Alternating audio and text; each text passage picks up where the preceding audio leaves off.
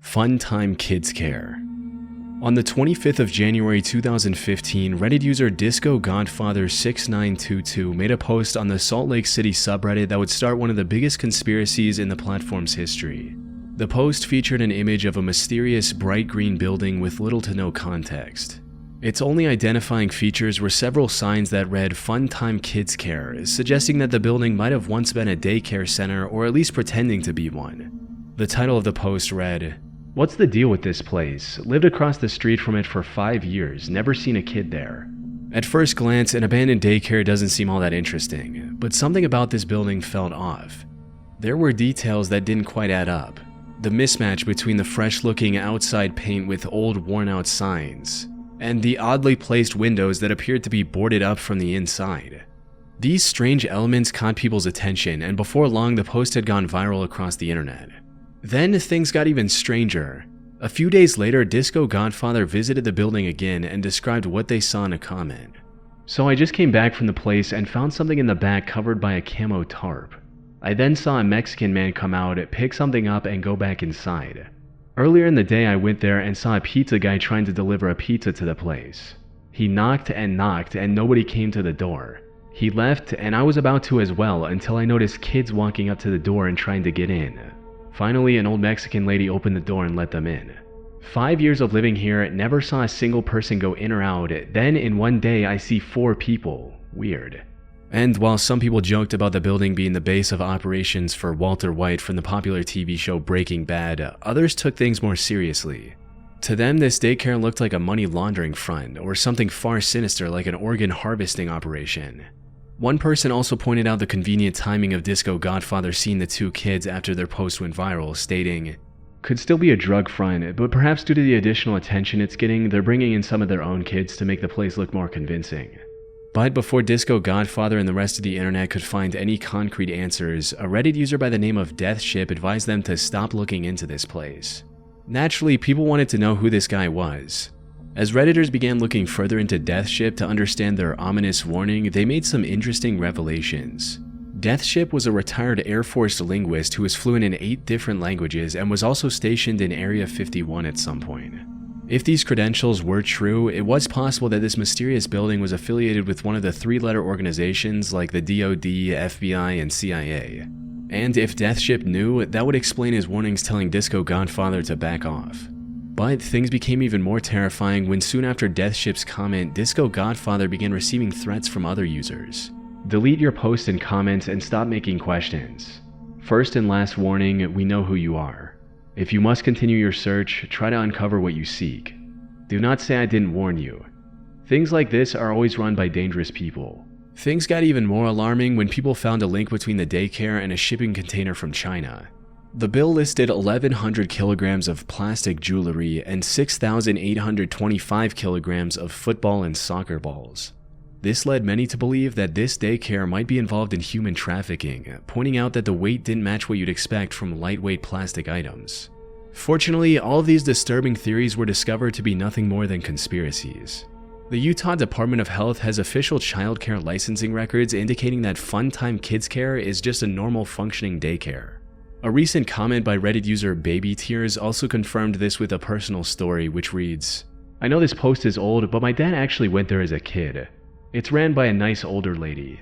Apparently, my dad told me it's usually meant for kids as kind of a safe haven daycare to protect children who have a parent or family member that isn't meant to be in contact with them that's deemed as more dangerous or persistent. Hence why the windows are semi-covered with curtains and drawings, also for safety. That's why there are only a few kids in there. I live right by it, and they actually just painted the building a bright green with yellow windows. In the winter, there's cute snowmen in the playground." Looking into the daycare's history, it turns out it was originally established in 1973. And it used to be much more lively back in the day. However, after being purchased by a man named Richard Yoakum, after 2006 the daycare wasn't looked after properly, with multiple complaints of issues like infants being left outside without any supervision, yelling at children, and inappropriate sanitary facilities being common. Eventually, the business started to fail. But Richard continued to operate the daycare at a loss and handed it over to his mother just so she would have something to do in her elderly years. As for the ominous warnings from Death Ship and others, they were just trolls taking the chance to harass Disco Godfather and turn this into something bigger than just a creepy building. On May 15, 2023, Richard passed away at the age of 79. But the Funtime Kids Care building still stands today, its legacy now reduced to a quirky internet footnote where fans of the mystery even dress up as the daycare for Halloween. An ending to what was, in hindsight, a completely overblown saga.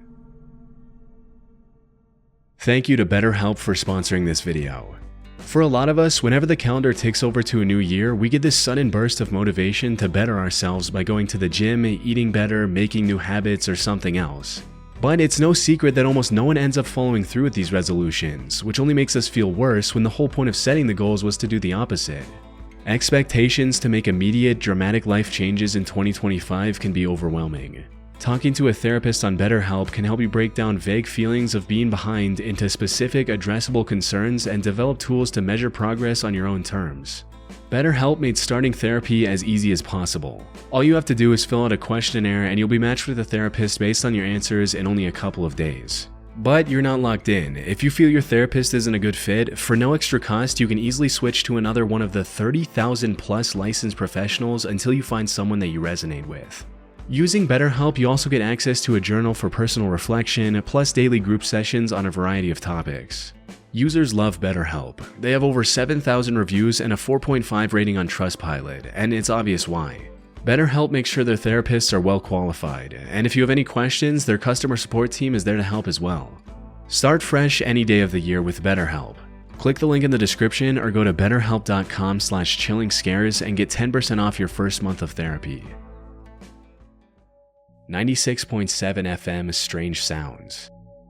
On the 7th of January 2018, Reddit user Batchian320 made a post on the Beaverton, Oregon subreddit describing a bizarre phenomenon.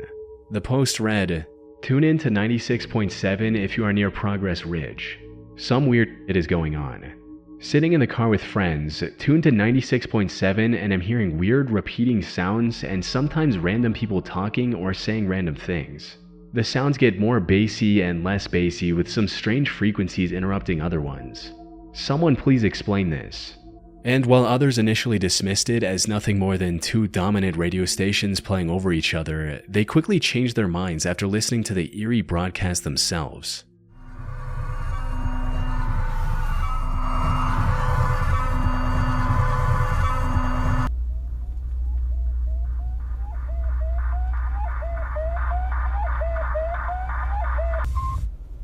KZRYLP, Portland. Around the same time, Redditor Jimmy Saltz made a very similar post in the Beaverton subreddit as well. This essentially ruled out the possibility that the issue was related to Batchian's car radio. And as time went on, more and more reports of these strange noises started coming up, all revolving around 96.7 FM. Now, if these strange noises were just that, most people would have dismissed them as a faulty broadcast system and moved on with their lives. However, the most haunting thing about these noises was that they kept changing. They would cycle between white noise,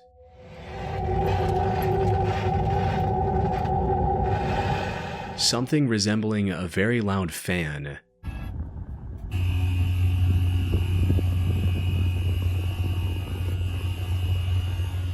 and the most terrifying old speeches from Martin Luther King Jr., John F. Kennedy, and the Apollo 11 broadcasts.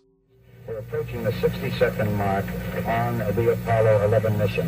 T-minus 60 seconds and counting. We passed T-minus 60. I also found reports of these strange noises going as far back as 2017. And one post made by a now deleted Reddit account really stood out. It stated, "Did I record some kind of number station? Recorded this off of FM radio 1617 at about 6:30 p.m. The radio station is not officially listed." It went on in this pattern for several minutes before just playing some white noise type tone for hours and hours on end, no station call. The station is a defunct rock station I never heard of. The next day they played MLK speeches and something that maybe could be called ambient music, slow motion tones and whirring sounds. Nothing it's played is recognizable by Shazam. Any input is welcomed. The person who made this post also linked to a video they recorded, and sure enough, the noises matched the ones Batchian320 heard a year later.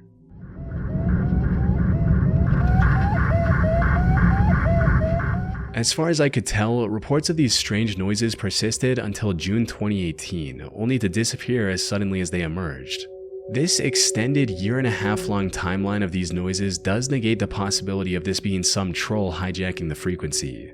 Because over such a long period, one of the people working for the 96.7 FM station must have noticed the hack and corrected the issue.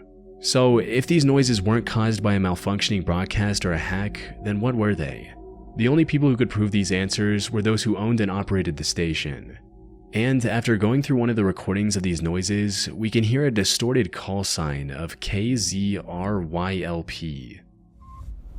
KZRYLP.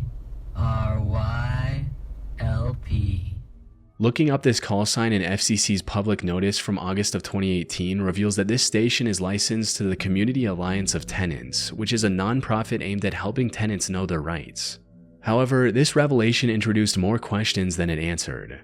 What does a non-profit focused on tenant advocacy have to do with eerie, unexplained noises on the radio? Reaching out to the Community Alliance of Tenants was met with an outright denial of having any knowledge of interference with their station. This leaves only one possibility on the table, that these noises were deliberately broadcast by the Community Alliance of Tenants. As for why they would do this, the answer is simple: for attention. Think of it this way: you're driving down the highway and you want to see what's on the radio. You shuffle through the radio stations to find something you like, when all of a sudden you hear a creepy noise. Wouldn't you be curious to check out the station at a later time to see what was going on?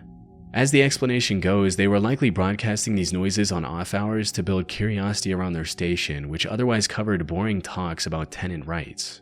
People were mentioning this possibility all the way back in 2018 when these noises first became popular.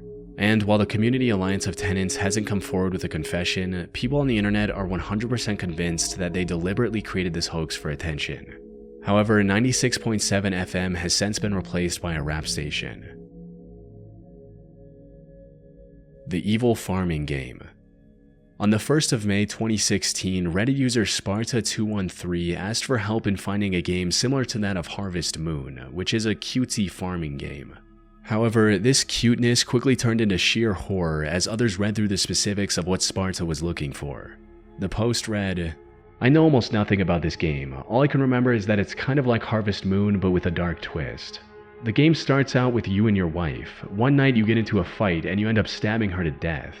Now, the game revolves around you farming to stay alive while trying to keep the town from finding out about the incident that happened. Every now and then the cops come to search your house and you have to hide her corpse." People found the idea of a game that combined an innocent premise like farming with such a twisted plot both disturbing and highly intriguing. Given the storyline of this mystery game, most assumed it was some obscure Flash-based browser game. However, despite countless users on the subreddit dedicating hours each day to the search, they found no clues that could lead to an answer. The search also garnered an entire subreddit, which quickly grew to over 10,000 members as the legend of the game with such a dark premise traveled across the internet. The search also resulted in some users posting about having played the game a long time ago, with one such post reading, "Hi all, first time posting here. Today I found my old laptop, but sadly it won't boot up. But it brought back some great memories, particularly a game I'm about to describe. So, at the start of the game you killed your wife, but after that you just lived as normal managing your farm. However, it had a twist. The police could come at any time and find the body, so you had to constantly be wary and move the body. The laptop was built in 2001, and I bought a new one in 2003, so it would have been between that time. It wasn't a browser game, and I think I may have gotten it from uTorrent, but cannot remember to be honest. Hope this is enough info, and many thanks." However, all of these claims turned out to be false. That is, until one user solved the mystery 5 years after the original post.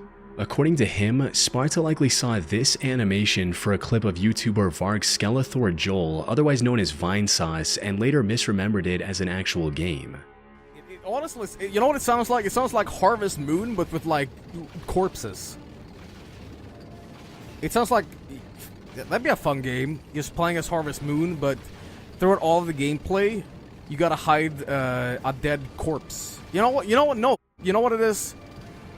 Harvest Moon, it's just regular Harvest Moon with your wife, and midway in the game you have an argument with your wife, and you accidentally kill her with like a... You kill her with like a barbecue kebab rack. you impale her accidentally, and you're like, oh, I didn't mean that.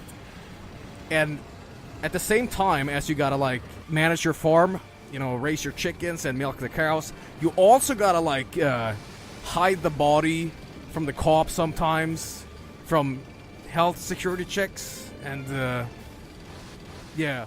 Sparta would confirm this to be the case, stating, "So guys, I just got around to looking at the Vinesauce animated video that someone found, and as anticlimactic as it may be, I believe that this is likely the source of the game. It fits everything exactly.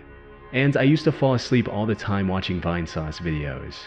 So, in the end, while finding the answer was satisfying, it also left many feeling empty after spending 5 long years searching for a game that ended up not even existing. Kanye Quest 3030. On July 22, 2013, a game called Kanye Quest 3030 released online, sparking a mystery that would haunt the internet for a decade. It was a very odd Pokemon-like role-playing game in which the player character, popular musician Kanye West, falls through a mysterious portal and finds himself in the year 3030. In this future, the United States is ruled by a clone of rapper Lil B, claiming himself to be a god. The world is also filled with clones of other famous rappers like Tupac, Jay-Z, and Eminem. Your goal as the player is to put together a party of rappers, defeat Lil B, and save America. It was an extremely strange concept, but one that made it stand out among the sea of other indie games from that era. It got popular enough to catch the attention of Video Game Donkey, one of the most respected video game reviewers on YouTube. But just like everything else, its popularity declined over the upcoming months. The game was fun, but it had zero replayability, so it faded into internet obscurity as players moved on to whatever was trending next.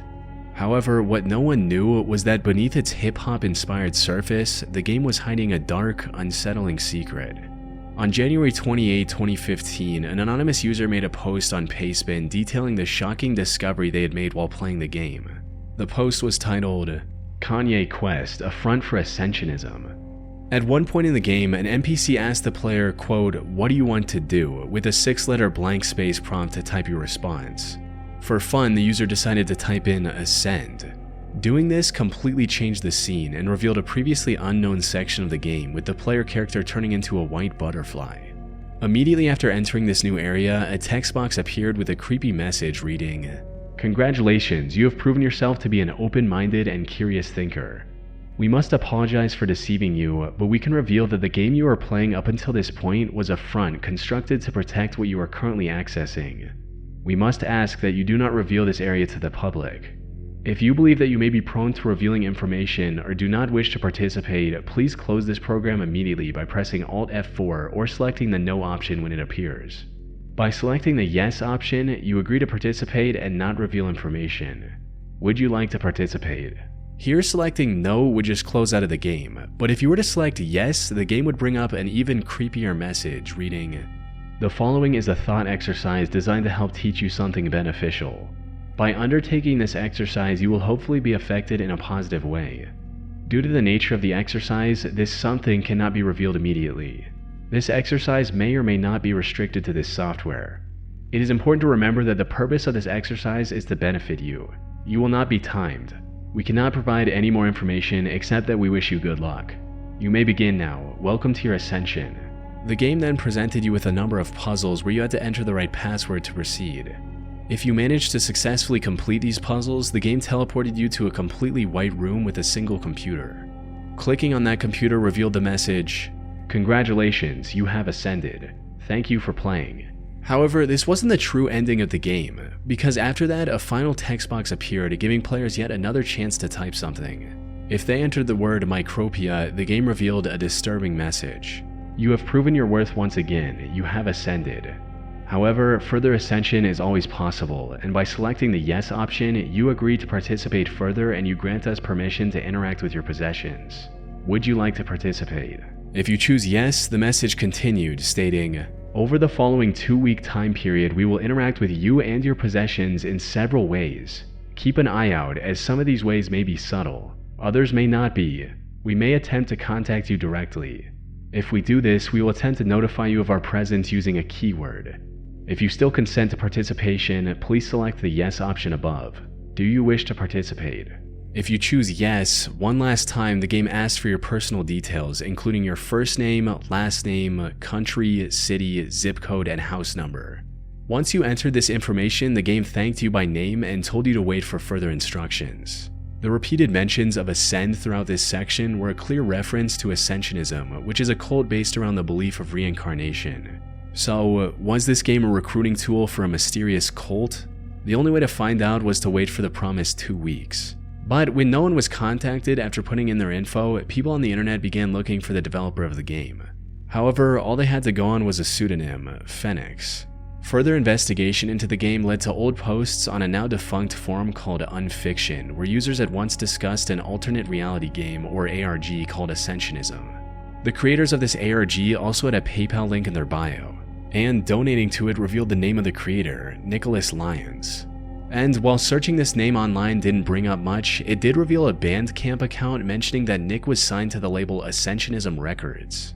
This label had its own Bandcamp account, which revealed another name, Valerie. It seemed the hunt for the creator of Kanye West 3030 was finally drawing to a close. However, things quickly went south when MatPat from the Game Theory channel interviewed Valerie in 2021, and she had this to say. So, Kanye Quest, it's not actually related to me. For a long time, I wanted to make music for games. Because of this, I spent hours and hours finding and talking to folks in random game developer group chats on Skype, Discord, TeamSpeak, etc. I would say sometimes, hey, feel free to use my work or even just my ideas in your stuff for free. Just make sure you credit me. And with Kanye Quest, I don't really know. I don't know who developed it. I don't know why. I guess they just liked my work and wanted to incorporate it somehow while challenging themselves to implement some weird mechanics into their game. Instead of clarifying things, Valerie's statements only deepened the mystery. Maybe the game was actually developed by a cult after all. But just over a year after Valerie's interview, the truth was finally revealed in a web series called Finding Yeezus. The hosts of this web series managed to find the creator by tracking down one of the game testers for Kanye Quest 3030. And the reality of this game turned out to be a lot more mundane than anyone could have imagined. I'm Clara Hope. I'm a musician and artist, and I created Kanye Quest 3030. So, where does it begin for you? For me, it began as a Year 12 project for high school. They wanted us to make like a major project for school, and I was like, I'm gonna make a video game. The game contained nothing more than a hidden ARG. And the original user who made the paste-bin on the Ascensionism findings turned out to be Clara Hope, the creator of the game, trying to bring attention to the ARG implementation.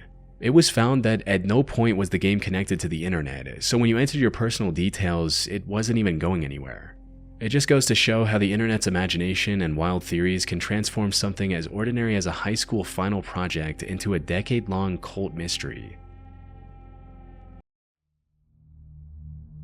Yay video games. On September 8, 2010, Reddit user I Wish I Was a Me made a post in r/gaming asking for mod recommendations for a game called Oblivion. The replies to the post started off fairly normal, with players of the game listing out the best mods for a new player. That is, until a user by the name of Yay Video Games joined in on the conversation and posted a comment stating, "The uninstall button. The game is great and all, but god is it hard to fully remove all the junk it leaves behind on your system. You really need to check out that mod when the time comes to get rid of it. Otherwise, I think Ascuro's Oblivion overhaul is a nice start." The first 2 sentences of this comment didn't make any sense. And when someone said, "What?", Yay Video Games once again replied with a similar comment stating, "The uninstall button. The game is great. Ubisoft goes Steamwork bye-bye, always on DRM. But you have to go work, always on work DR. Check out the junk it leaves behind in you." This somehow made even less sense than his previous comment, leaving others confused about what he was trying to say. What they didn't know was that things were about to get a whole lot more confusing. After a few more back and forths, Yay Video Games started spamming the nonsensical phrase "Ubisoft goes Steamwork bye-bye, always on DRM" over and over in the replies. However, what turned this behavior from strange to disturbing was the fact that most of these replies were formatted differently. They were bold, italic, all capital, in camel case, and in many other formats, meaning this wasn't just copy-pasted. He also linked to some extremely unsettling images with some of these comments that didn't make much sense either. The creepiest of these images was of a white surface with Yay Video Games' odd phrase written all over it. From there, he continued posting similar comments nearly 4,000 times before finally getting banned from the subreddit. This left a lot of people questioning what they had just witnessed. Many just assumed that he was either trolling on some extreme level or that this was the work of an advanced bot. But before they could get any answers from Yay Video Games, he deleted his account and disappeared from Reddit, and the mystery of this bizarre breakdown remained unsolved. That is, until Reddit user SoLegitHS took it upon himself to solve this case, hoping to find an interesting ARG or something along those lines. But what he uncovered instead was far more tragic than anything he could have imagined. After going through every post from the Yay Video Games account and finding similar repetitive patterns in other places across the platform, SoLegitHS narrowed down 3 more accounts that belonged to Yay Video Games. These included No Substance Here, Vinyl Record, and Not Sure How Big You Are. Among these, Not Sure How Big You Are appeared to be Yay Video Games' main account. Here he shared many aspects of his life that were crucial to figuring out his story. And contrary to what many believed, he wasn't just some troll spamming bizarre posts for attention. Those posts were his way of coping with a deeply miserable life. According to his posts, Yay Video Games was suffering from some extreme chronic illnesses that left him in excruciating pain at all times. The constant medication had also messed up his mental stability, resulting in manic episodes like the one that made him popular in the first place. Sadly, all of this became too much for him to bear. In the beginning of 2015, he decided to end his own life to escape the suffering.